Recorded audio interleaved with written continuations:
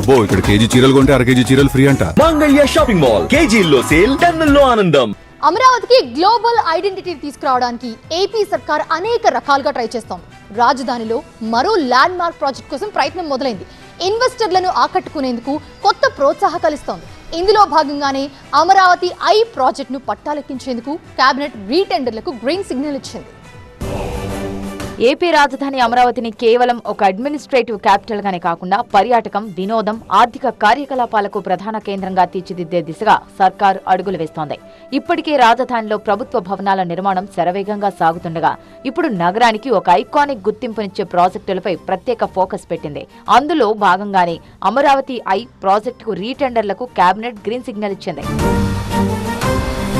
లండన్లోని ప్రసిద్ధ London I తరహాలో కృష్ణానదీ తీరంలో అమరావతి ఐ ప్రాజెక్టును ఏర్పాటు చేయాలని ప్రభుత్వం గతంలోనే నిర్ణయించింది. అయితే అప్పుడు టెండర్లు పిలిచినా ఎవరూ ముందుకు రాలేదు. ప్రభుత్వం భూమి ఇస్తామన్న ఈ అమ్యూజ్మెంట్ థీమ్ ప్రాజెక్టుపై ఇన్వెస్టర్లు పెద్దగా ఆసక్తి చూపలేదు. వ్యాపారపరంగా ఇది వయబుల్ కాదనే కారణంతోనే పెట్టుబడిదారులు వెనక్కి తగ్గినట్టు తెలుస్తోంది. దీంతో ఇప్పుడు ఈ ఐకానిక్ ప్రాజెక్టును ఎలాగైనా పట్టాలెక్కించేందుకు ప్రభుత్వం సిద్ధమైంది. వచ్చిన ప్రాజెక్టులు వెనక్కి వెళ్లిపోకుండా చూసేందుకు ప్రయత్నాలు మొదలుపెట్టింది. ఇందులో భాగంగానే కొన్ని ప్రాజెక్టులకు వయబిలిటీ గ్యాప్ ఫండ్ కూడా ఇవ్వాలని కేబినెట్ నిర్ణయించింది.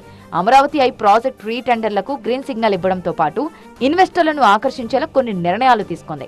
దుబాయ్లో ఉన్న దానికంటే కూడా హైట్ కట్టే వాళ్ళు ముందుకు వస్తే వాళ్ళకి కూడా ప్రిఫరెన్స్ ఇవ్వమని చెప్పారు.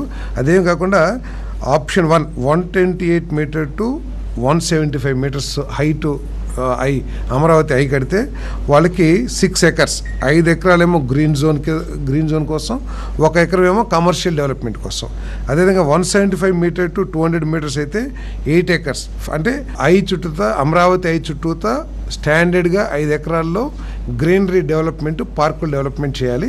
దానికి అదనంగా 3 ఎకరాలు ఏది 175 మీటర్స్ టు 200 మీటర్స్ అయితే 3 ఎకరాలు, 200 మీటర్స్ టు 250 అయితే 4 ఎకరాలు, 250 అండ్ అబోవ్ అయితే 5 ఎకరాలు వారు ఈ ల్యాండ్ని కమర్షియల్గా వినియోగించుకోవచ్చు. ఏదైనా కాంప్లెక్స్లు కానివ్వండి. అది మొత్తానికి అమరావతికి అంతర్జాతీయ స్థాయి గుర్తింపు తీసుకురావాలన్న పట్టుదలతో ఉన్న ప్రభుత్వం ఈ ప్రతిష్టాత్మక ప్రాజెక్టు విషయంలో ఏమాత్రం వెనక్కి తగ్గడం లేదు.